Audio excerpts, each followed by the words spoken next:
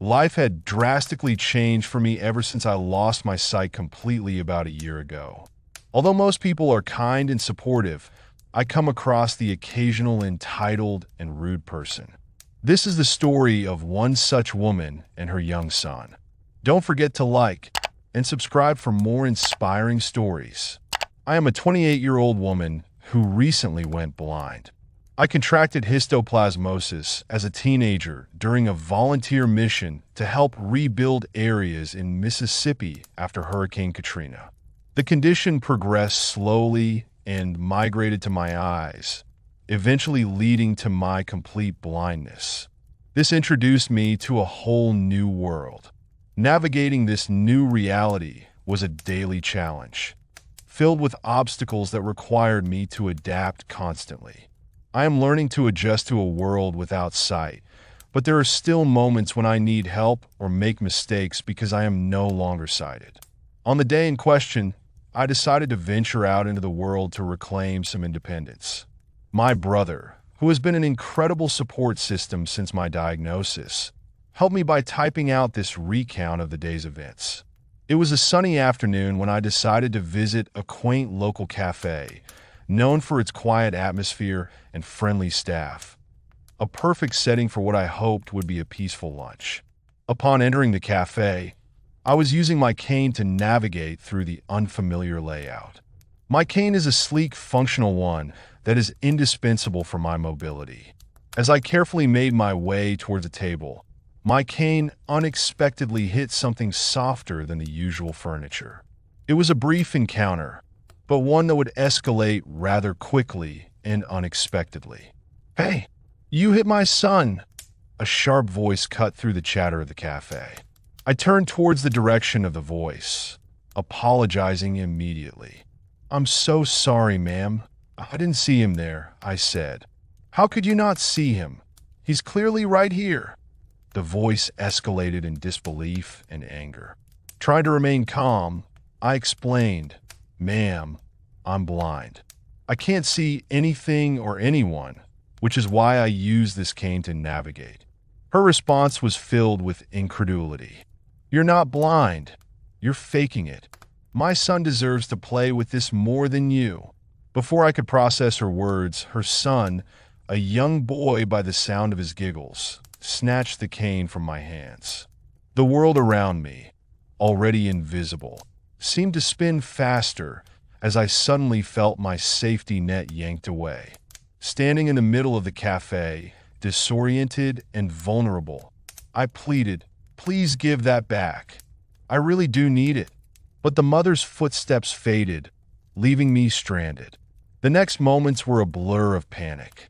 I heard murmurs and whispers around me, but no one came to my rescue. I was left emotional and alone, not knowing how I was going to get around without my cane. I couldn't even call for help because I was close to tears. Just as despair was about to take hold, a firm hand gently placed the cane back into my grasp. Relief washed over me momentarily until a new confrontation began. I was not prepared for the interaction I would hear next, and by the sounds of it, neither was the woman who was involved. "Ma'am, please leave the cafe." A calm and authoritative voice addressed the entitled mother. Her reaction was explosive. "You're fired. Do you have any idea who you're talking to?" she shrieked. "I'm fully aware. Thank you." The voice responded with a calm that contrasted sharply with her escalating hysteria. "Your boss is my boyfriend," she declared vehemently. "I doubt that. It's my cafe," the voice retorted, revealing his ownership. Her confusion and anger mingled as she blustered. "You're definitely fired. Huff, grow up, boy. You're wearing a waiter's uniform. Stop kidding around." It was at then that an older male voice interjected. "What's going on here?" the new voice asked. "Babe, finally, this brat is trying to kick me out." She turned to the man for support. "Be careful. That's my son," the older voice cautioned, a tone of warning clear in his voice. "Your son? But isn't this your cafe?" She stumbled over her words, her confusion palpable. "Technically it's his. I just help him out with it, the older man explained, his voice filled with disappointment. As the realization dawned on her, the cafe owner, who was also the son of her boyfriend, recounted the events that had unfolded. The older man expressed his shock and disappointment in her actions. He then asked her to leave. Despite her protests, curses, and a brief but intense outburst, he stood his ground. She eventually left, her departure marked by a mixture of relief and tension among the cafe's patrons. Following the incident, the cafe owner and his father apologized profusely for the woman's actions. They offered an apology and a tangible gesture of their goodwill. They provided 2 complimentary lunches. This encounter left me with a deeper appreciation for those who act with kindness and a vivid memory of how quickly situations can escalate when misunderstandings occur. As a recently blinded individual, I am continually learning how to navigate the physical and social landscapes of my new reality. Every outing is a lesson in trust and human nature. After the incident, as I sat waiting for the meal the cafe owner had generously offered, I reflected on what had just happened. I thought about visibility, not just in the literal sense, but also metaphorically. People with disabilities often fight not just physical battles, but also societal ones. Our struggles can be invisible to those who have not experienced something similar. Despite the racing thoughts in my mind, the meal was a quiet affair. The cafe had returned to its usual buzz of activity, with patrons chatting over their coffee and pastries, perhaps a bit more subdued in the aftermath of the altercation. The owner's father, who had assisted in managing the situation, joined me at my table. He apologized again, his voice heavy with disappointment and embarrassment over the behavior displayed by his partner.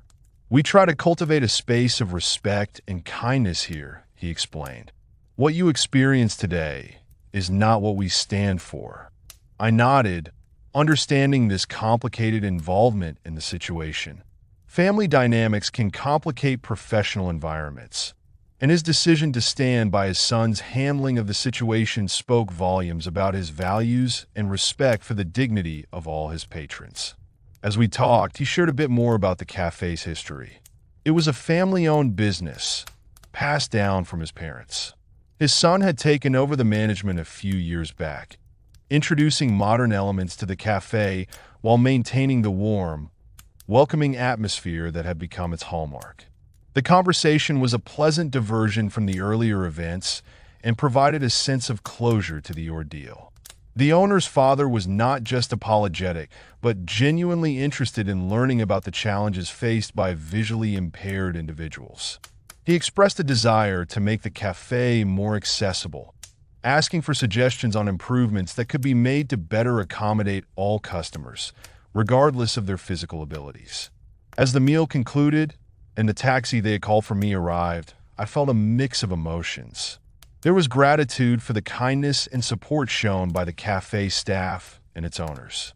There was also frustration at the ignorance still pervasive in society about disabilities, and a renewed determination to advocate for greater understanding and accommodation. Stepping into the taxi, I left the cafe with more than just a story to tell. I left with a reminder of the resilience required not just to live with a disability, but to navigate the often unpredictable reactions of others. The world is full of diverse experiences and perspectives, and each encounter, good or bad, enriches our understanding of the human condition. As I rode back home, the city's soundscape washing over me, I realized that my journey as a blind individual was still in its early stages. There would be many more challenges to face and undoubtedly more people to meet, some who would misunderstand and others who would offer their support without hesitation. This story of a simple lunch outing that turned into a significant life lesson was just one of many I would collect along my journey. Each story, each interaction would help shape my understanding of the world as it is now seen through the lens not of my eyes, but of my experiences. My brother finished typing this story, and as he did, I thanked him for his help and constant support. Sharing my experiences like this one is crucial for personal processing and advocacy. Each shared story is a step toward greater awareness and hopefully a more inclusive society. This experience was poignant for many reasons. It highlighted the struggles of living with a disability, the ignorance and prejudices that often accompany it, and the unexpected acts of kindness that can profoundly impact one's life. It also served as a stark reminder of the importance of empathy and understanding in our interactions with others, regardless of their circumstances. In sharing this story, I hope to shed light on the daily realities faced by individuals with disabilities and to inspire a more compassionate, understanding approach to the diverse challenges we all face in our journey through life.